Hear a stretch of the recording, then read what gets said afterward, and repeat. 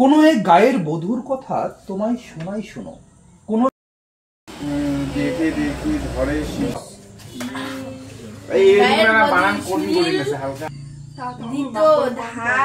ধানের শীষের ইশারাতে দিবাস শেষে আর উজাড় করে দিত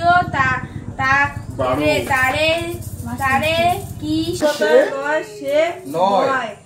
জীবনে মুখ আর আম কাটলের পিড়িতে বস্ত্র যখন বানানের ভুল সবারই আছে প্রায়।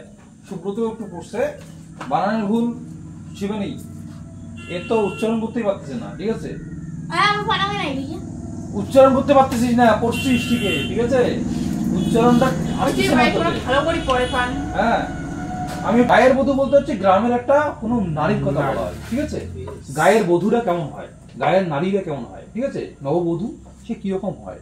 সলিল চৌধুরী বলছে কোনো এক গায়ের বধূর কথা তোমায় শোনাই শোনো। কোনো গ্রামের কথা বলছে, কোনো গ্রামের বধূর কথা তোমাকে আমি শোনাবো, শোনো।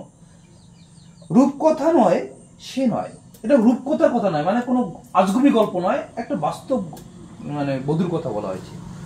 জীবনের মধুমাসের কুসুম ছিঁড়ে গাথামালা, শিশির ভেজা কাহিনী শোনাই শোনো। এমন একটা কাহিনী শোনাবো যেটা আছে জীবনের সঙ্গে বাস্তব। হ্যাঁ, আমাদের প্রত্যেকটা মানুষের জীবনের সঙ্গে তা জড়িয়ে আছে, ঠিক আছে? সেরকম একটা গ্রামের বধূর কথা আমি শোনাবো। একটুখানি শ্যামল ঘেরা কুটিরে তার স্বপ্ন শত, মানে গ্রামের বধূরা কি হয়, ছোট বাড়ি ছোট ঘর, একটা স্বপ্ন থাকে যে আমরা এই করবো ওই করবো, তাই না?